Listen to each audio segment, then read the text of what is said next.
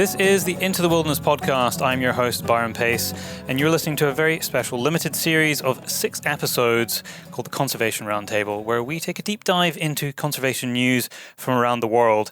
This podcast is brought to you in partnership with Modern Huntsman. I am the conservation editor on that publication, and you can read more on www.modernhuntsman.com. Welcome back to the show, everybody. This is episode 4 of our 6-part series. And by the time I've got to episode 4, I have now put out episode 1 for the world to listen to. And I thought of a name for this conversation that the three of us are having. The Conservation Roundtable. What do you guys think?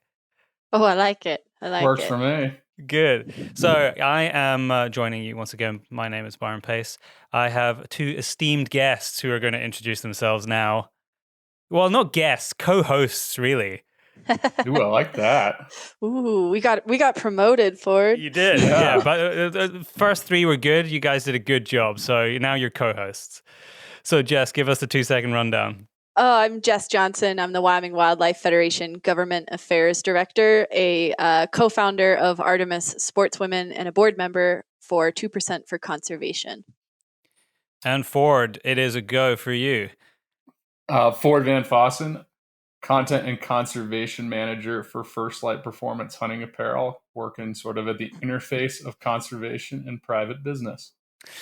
So for those people who are joining us on episode 4 and not episode 1, you need to go back and listen to the first 3 episodes of this, where the 3 of us pick a story to present to the other 2, and then we discuss it in detail and dig into the bones of it. It's all around conservation and the great outdoors and human interactions with wildlife. And what an amazing first 3 episodes it's been. It was so much fun when we recorded the other day. So now we are going forward for the next couple of shows. And who's up first? The list is amazing today.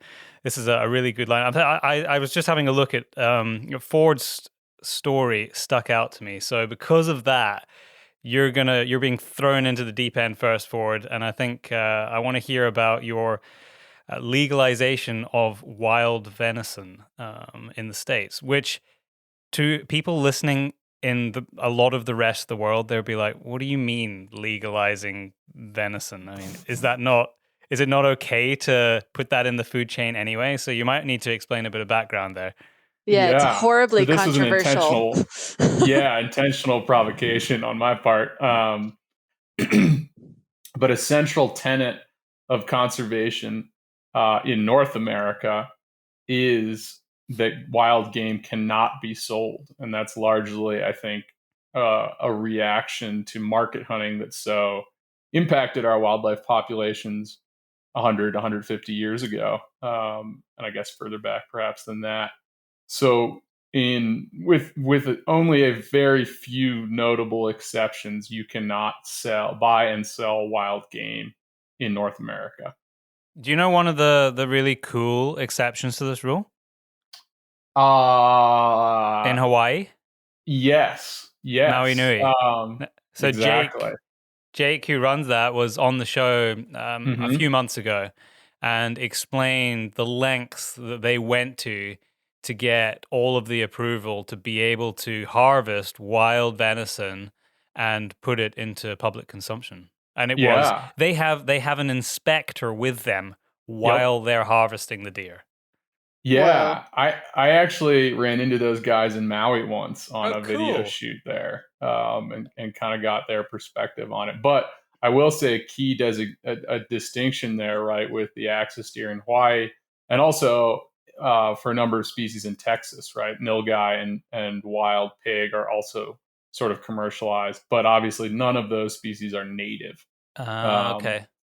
Which is kind of the main distinction. So generally, native game cannot be bought or sold. The only one I can think of that's a strange exception from where I grew up is muskrats. Huh. Who's eating muskrats? My people. Sports like I am. Yeah, in the marshlands of southeast Maryland along the Chesapeake Bay, muskrat trapping is a very traditional activity. How big is a muskrat? It's like small guinea pig, maybe. You're not selling it to me. And what do they taste it's not like? attractive. Yeah, no, I mean, they got musk glands on them, as the name implies. It's like a little swamp rat. Basically. Lovely. I mean, does it actually taste good, or is it just being built into the culture because needs must at some point in history? Well, they're primarily harvested for fur, right? That's the today? driver. Oh yeah, Huh? Yeah, but they're still eaten, and there's actually the World Championship of Muskrat Skinning, the National Outdoor Show, still takes place. God. To this day, I believe Golden Hill, Maryland is the address. But it's a competition based upon how quickly you can skin muskrats. It's largely Maryland versus Louisiana is sort of how it shakes out. But there's actually a documentary film called Muskrat Lovely about the beauty pageant, which accompanies the National Outdoor Show.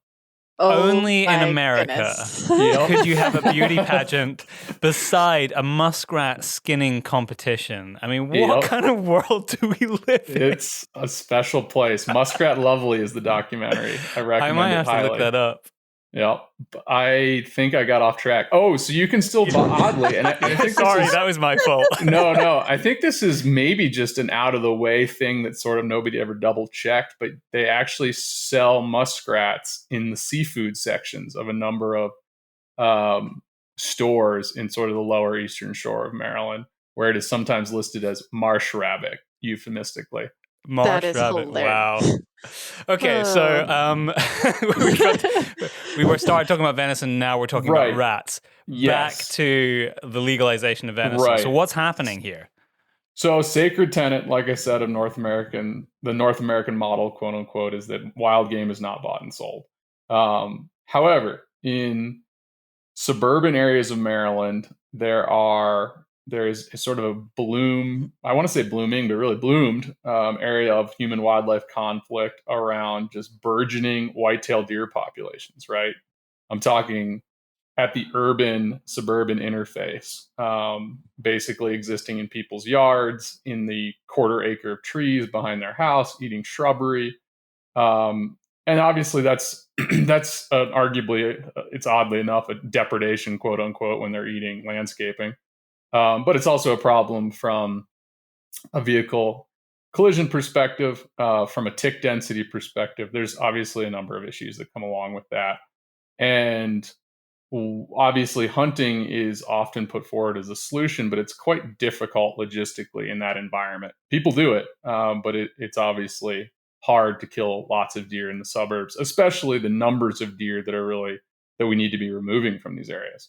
So long story short, one suburban county was essentially playing with the idea of legalizing the sale of wild shot white-tailed deer. There was also a sort of a similar kind of incentive payment program, for lack of better words, put together. But interestingly, said bill was sunk. It was not, did not come to fruition in the legislature. Do you know what the arguments were against it? Was it like North American model of conservation and stuff, or was it a different like CWD testing? Yes. Yep. I would say the primary argument against was sort of this violation of the core tenet of the North American model. But, obviously the flip side, which also came from farmers, to be fair, it was sort of a duality there, was, well, no one's, it's not getting done, right? There's too many deer. Yes, we can hunt them all the time, but there's apparently not the incentive to do so. And that is where it came down. But again, ultimately was defeated.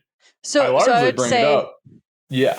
Just before we go any deeper, just for those that do not know the North American model of wildlife conservation, it kind of came about in response to market hunting and overhunting of species in America.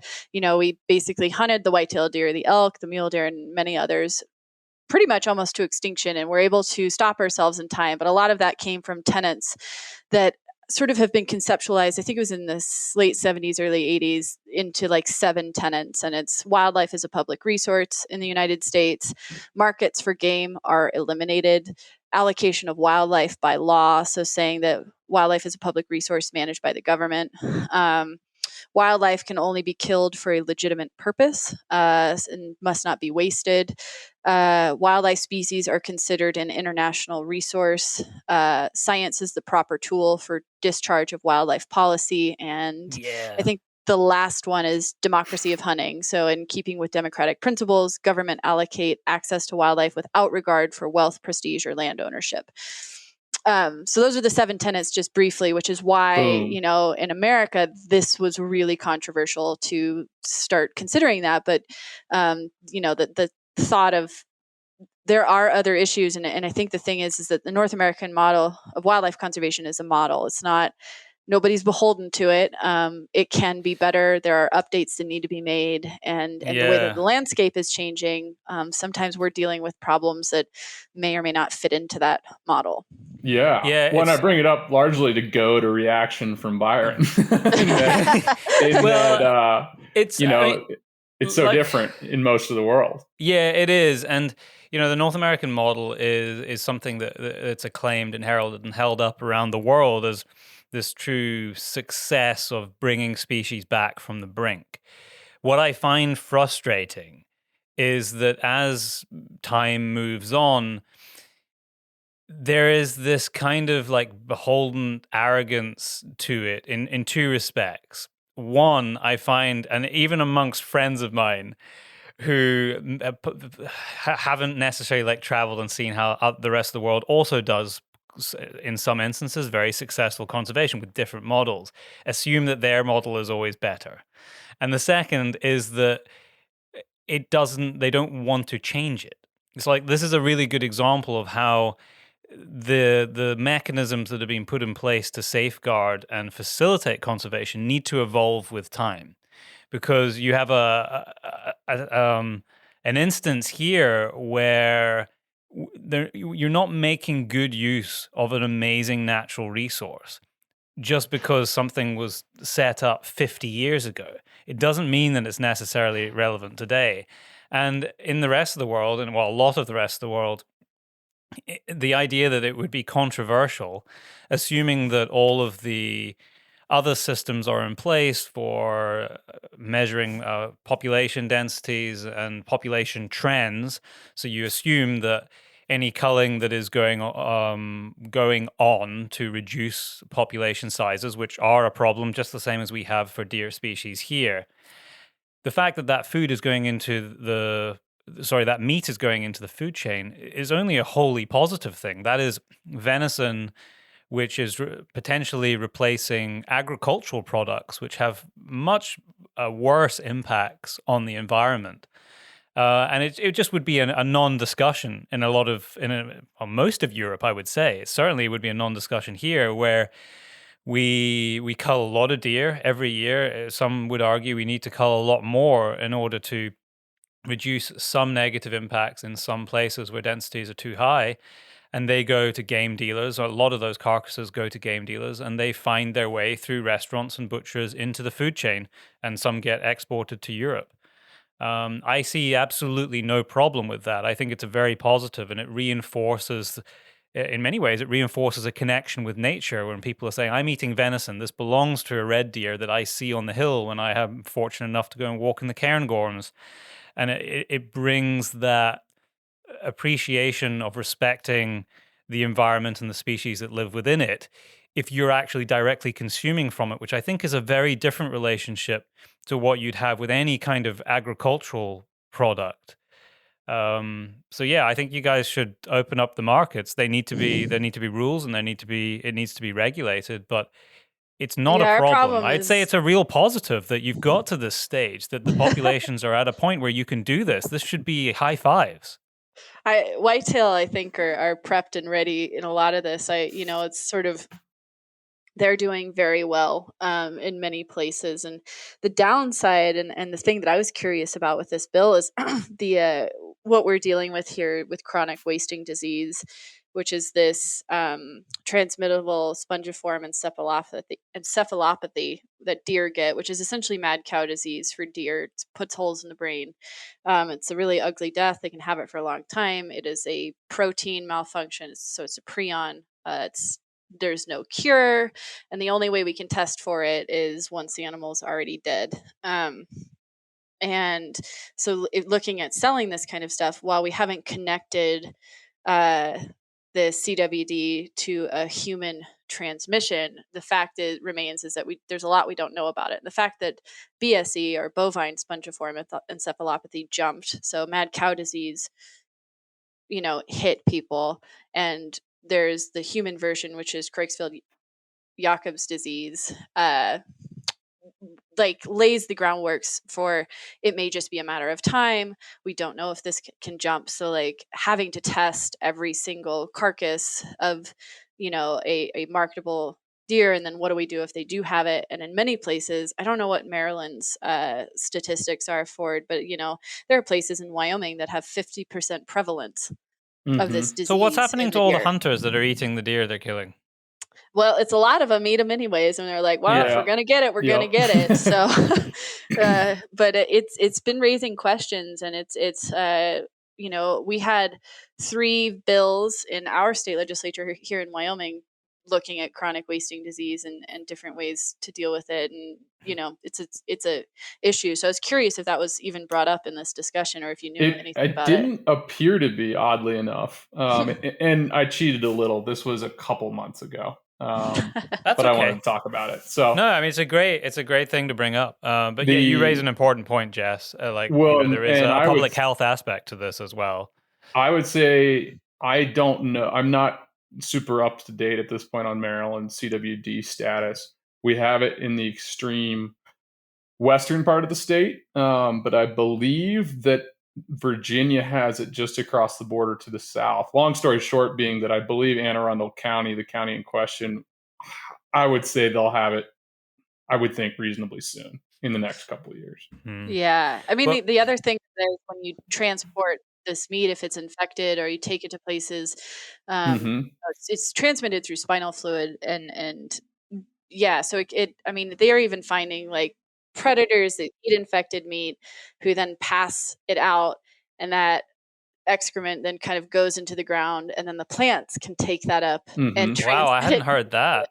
Wow, that's insane. Crazy. So this pretty horrifying. This prion just exists everywhere, so it's once it's spread, you're in trouble. And so I was just curious if that was because looking at the wild venison side of it, other than the ethics and sort of argument about the North American model, looking at it from the disease spreading.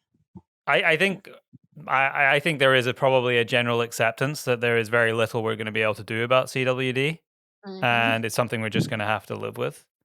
I think because so too. I can't see now at this point, especially in North America, but we have cases of it in Europe as well. How you can't stop it. To stop it, you'd have to kill everything that exists today with CWD. Yeah, you can basically just slow the spread so it doesn't cause a population decline, but that's all we've been doing. There has been, Illinois comes to mind as a state whose deer density reductions purportedly have slowed the spread of CWD considerably. Yeah. Some of Colorado's deer units too that are CWD hunts have been seeing promising outcomes as well. Oh yeah, and they're hitting them hard this year. If you want to open up another controversial can of worms, but we won't get down that one. I've got a controversial can of worms right here, which is kind of the opposite to what you're talking about, Ford, in my story, which is whereas you're talking about opening up markets. This is a story about a bill being put forward in the U.S. Congress to ban the import of kangaroo leather, which obviously is primarily coming from Australia. And you'd be amazed where, funny enough, you'd be amazed where kangaroo leather gets used. And there's a lot of kangaroo leather in shoes, particularly sports shoes. And cleats. A lot of people just won't be, You say that again? Boots, don't you call them boots? Boots, yeah. So there's probably people wearing kangaroo leather that are unaware that it's actually kangaroo leather that they're wearing. But anyway, so this bill is being put forward, but for absolutely no real reason other than people don't like the idea that kangaroos are killed in part for their skins. Because they're cute and cuddly and Disney I know, right? I mean, the Australian government have said, "What on earth are you doing?" And they've come out very strongly against any restrictions, because obviously America is a big market for the export of kangaroo leather and other kangaroo products. And they're saying, well, you guys have to understand exactly what you were doing here by putting a potential ban in place. And there's implications that maybe we can talk around the impacts that countries far away from, like Africa, for example, through CITES, where there's regulations put in place on the bans of trade of different products and how that actually affects the countries that have that product. So we often talk about this in terms of things that are very emotive, like the ivory trade or rhino horn. But here is something which is not an endangered species. Here is something where there is an overabundance of a population by like a huge margin. I'll give you some numbers here, and it is partly our fault. This, as it's funny enough, it's human intervention. The reason why the kangaroo populations are beyond carrying capacity in many places is because of how we've changed the landscape. We've irrigated it. We've turned a lot of it into very fertile pastures, and as a result of which, the feeding is better, and so populations are able to survive much better than they would do under circumstances where humans hadn't been there.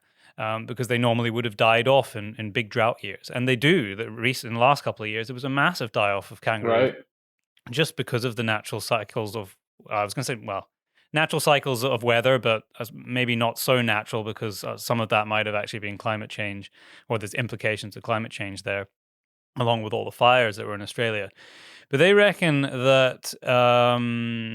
So New South Wales, Queensland, and South Australia and Western Australia has 42.6 million kangaroos in it. So this was in crazy census in 2018. And the following year, I'm not sure exactly how it works there, but some sort of government body gave a sustainable quota of 6.2 million. So that's 15% of the population. That seems perfectly reasonable to me. Based on take that I know of other species, and they say that it never gets reached. There just isn't the demand or resources in place, and the actual value of the kangaroos is too low to incentivize more being hunted. And it is really a commercial harvesting operation for the most part. Than maybe 1.1. Yeah, a lot at night. So they were saying like 1.6 million got shot that year, which was 3.7% of the population. So the quota was 6.2, 1.6 were shot. So they're not even getting anywhere near close to what they actually want to take off the land. So you've got to ask yourself the question, where is this coming from? And why are we allowed, like, how is this bill even being allowed to be put to the House?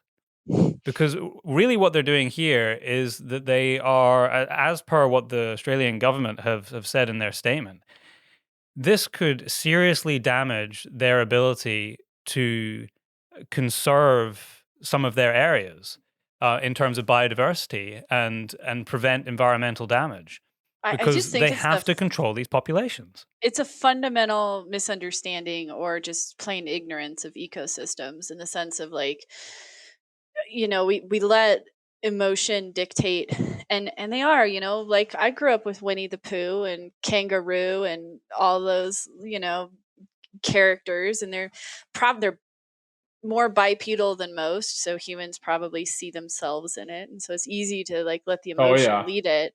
They got kind of handy looking things. That's always a problem. Yep, exactly. And so you already have created, they're the fuzzy teddy bears, so to speak, and you've created this ethos around them, and then pile on top of that a hunting industries and sort of bad communications and PR that follows it around wherever, and it probably is the stuff of a lot of people's nightmares, when the reality of it's pretty cut and dried and clean. And when you look at the ecosystem side of it, and when you look at the science functions, which is and I think the irony here is that quite possibly the same people who put this forward are very happy with embracing the model of conservation that exists in North America, which, as you just stated with the 7 tenets, one of them is base your management decisions on science.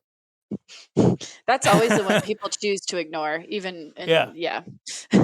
I mean, we like to base our anecdotal science.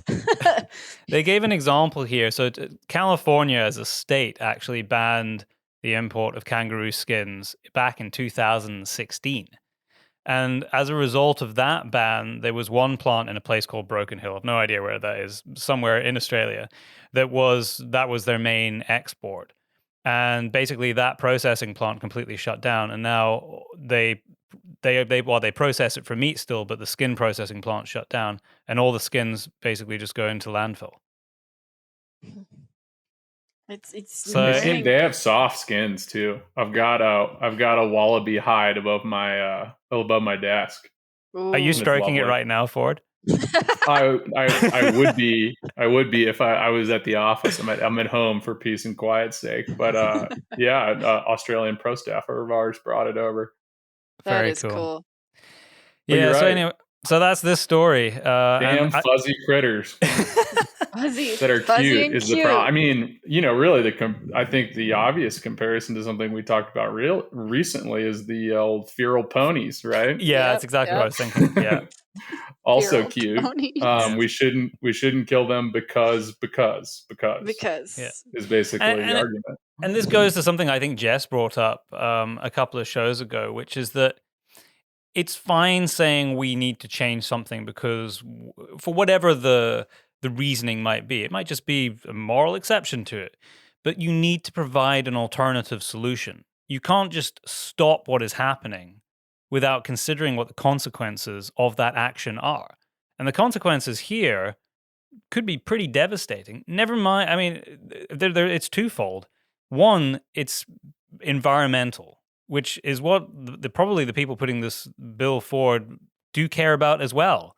Those things do tend to be quite connected in terms of like animal welfare and environmental protection. But there's also a human element to it. Yeah. These people live in these landscapes too, and these agricultural landscapes that they exist in are providing food for people, not just in Australia, probably exporting some of it to the US and other parts of the world. So, we just need more pragmatic conversations around this. And just to put trade bans in, it feels like you're doing something productive because it's very immediate. It creates a lot of headlines. They feel like they're doing good because they banned something. Isn't that a great success? And so often bans on trade have the complete opposite effect to what they really want to achieve. Things underground, and it forces things to be done usually worse. And just because you ban it doesn't mean it goes away or that the problem is fixed. I mean, it's the same thing, like you said, like providing alternatives is also saying the whole story. This isn't just like feeling sorry for the kangaroos. It's like looking at like, why is this even a thing? Why is this, aside from the benefits of the leather and the meat and all of that, it's the same thing with making whitetail available, their meat available to be sold. It's that idea of being like, we have too many on the landscape right now. It is a problem. It is an environmental problem. It's an ecosystem problem. How do we best use the whole animals so we're doing a service to them in the sense of like respecting their whole life rather than, they could just be culling them and putting them in piles and burning them or pouring lye over it. And, there's other options that are far less respectful in my mind than at least using that like animals, leather and everything else. It fits in. It's just how we do it. And I'm sure there's practices that do it poorly and practices that do it well, and just being able to sort between the two. But like it's banning it outright is not fixing the problem. It's just ignoring the larger ecosystem issue. Yeah. So Jess, what is your story as a closer for this episode? Yes. So I'm gonna go a little like really wonky here, and I sort of put this in here for Ford because this article was published on May 13th of 2021, and it just came out. So it's like fresh off the presses, and I know this will really hit his nerd side on the ungulates. A friend, Dr. Kevin Monteith, is one of the authors of this, and the wonky name is Short-Term Responses to a Human-Altered Landscape Do Not Affect Fat Dynamics of a Migratory Ungulate. I'm sure nobody understood that. Fat moms. So basically, what this study is saying is that short responses for mule deer in areas on winter range that are areas of development like oil and gas, the sort of short-term disturbance that you see of like whether it's people going to check oil and gas wells or driving on the roads and stuff in these big rural open oil and gas fields has very little effect on fat content of the migratory ungulate, which initially, if you just read that part of the study, you go, oh, so like human disturbance in oil and gas fields, we're good, we're fine. But then if you go further into this, and this is why you always have to read the whole abstract of a study, what they're actually saying is that while this short-term disturbance doesn't have an effect, it's the long-term disturbance that absolutely does. So what I loved about this is a very scientific way of being like, all of your anecdotal stories that you come to and say, well, I saw a deer standing next to an oil well and it was fine, is just that. Like, sure, it's fine for now, but the long-term effect is mega and long-term and is causing population decline. And so it's quite literally the scientific rebuttal to an anecdotal story. And I just love it for the irony of that. Because where I work and how I work in both legislature and lobbying, a lot of times I have people that are like, well, I've seen antelope and mule deer out in these oil and gas fields. They're doing fine. One had babies in the shade of an oil well. And you're like, okay, that's one individual out of a population. And did they have a choice but to have their babies in the shade of an oil well? Exactly. And the fact that they're saying, so over the winter, and this is all based on winter and fat content, the fat that an animal goes into winter with is the fat that they have to survive. So if they go into winter in poor condition, they are going to likely not make it all the way through, or they're going to have a really rough one, or you see population decline because, most mule deer have twins, and that takes a lot of energy, obviously. And they get to the end of winter and they either have stillborns or they birth two, but they only have enough milk to feed one. And so these populations are so reliant on these does being fertile and healthy that if they go through this, it's just, you can see as the downward turn comes. So it's this, I love the irony of a scientific rebuttal to sort of the anecdotal stories. But I also, it's a major thing that we're looking at. And this is mule deer specific because they're always the specialists of the world, and they do not have the adaptability of whitetail. That's interesting. And it's so important to, we've talked about this before, but as we start to understand more what the impact of our overburdening presence in a landscape is on wildlife. And I think I vaguely remember reading another fat study, which was the impact on, and I can't remember the species now, but it was from hikers and walkers and ramblers and like people basically using the countryside.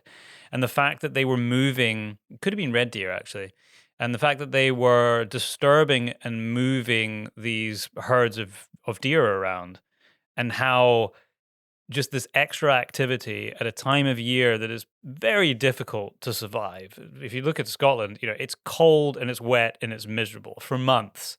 Well, and they say that if they're lying down, it's in a place for a very good reason. They're there because they're sheltering in a very specific way because of the way the wind's blowing and the direction the weather front's coming in. So if you're disturbing them from that layup position, they are burning reserves that they otherwise wouldn't have been burning. And so they're much less fit to be able to survive the extremes. I mean, they might get away with it one winter. They might get away with it for a couple of winters. But then you get that one really, really hard winter. And then you have far higher casualties than you would do if these animals had been less disturbed. One, and I think, what you just described is called the risk-sensitive foraging theory. So animals make this choice. Thank you, Jess, with the science. And animals make this choice of like, okay, I need so much nutrition to get me through the winter. I can handle so much. It's called like perceived risk or disturbance. It's basically saying like if it's a highly populated place, some animals will choose to be there because the forage is really, really, really, really, really high quality, and that balances itself. But, if you have low quality forage and high quality risk or high risk, that animal doesn't have anything to make up. So if you think about it in this like sort of balanced scales, you have to keep those scales at least balanced or tipped in the direction of the animal's welfare. But if it's fighting both, being run around in disturbance as well as poor nutrition, which is on the whole what Wyoming's problem is with mule deer is we're running out of places for our mule deer to eat because we've just, whether we're putting houses in them or oil and gas wells or roads or whatever it is, we're, people like the same habitat as ungulates because it's lush, it's beautiful, and it has a lot of forage. So you have this like balance and it's I'm just going to get a tattoo that says balance again. I think I keep saying it on all of these podcasts. Down your neck. Yeah. Across my forehead. Something maybe on the knuckles. Like yes. Across two hands. Yeah. Yeah, well, thank you, Jess. Lots of important things to think about there. And since we finished with you, Jess, do you have a sound to hand that you're going to make the two of us try and guess? Because I pulled up the sound for the your Chinese water deer from a couple of shows ago, and wow, it's haunting. Can you just imagine listening to that sound and not knowing what it was like? Neither of us did, right? And you're in the dark in a tent or something. Yeah. Yep. Super. Yep. Okay, I'm pulling it up. Give me one quick moment. I might play on my computer. We'll see if it comes through.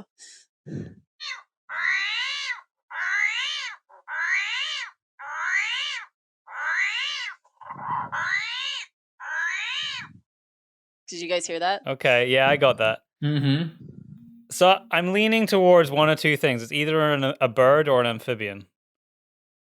It's neither. No, then I have no idea. Dang. The repetition was definitely birdie or amphibian-y. Yeah, I was just imagining a little frog sitting there, like on the side of a pond, blowing up his little bellows. Huh. It's more popular in the southern parts of America. Like Central or South America? Texas. Oh, okay. Bobcat. Okay. No, not a bobcat. Nope. Kitten on repeat. No, and that's the thing is that this was not repetitive. This was an actual series of vocalizations. Texas armadillo. Yeah. Wow, man, that's the sound of an armadillo. It's an armadillo who is sort of stress alarming. Can you play it again? I'd like to hear that again.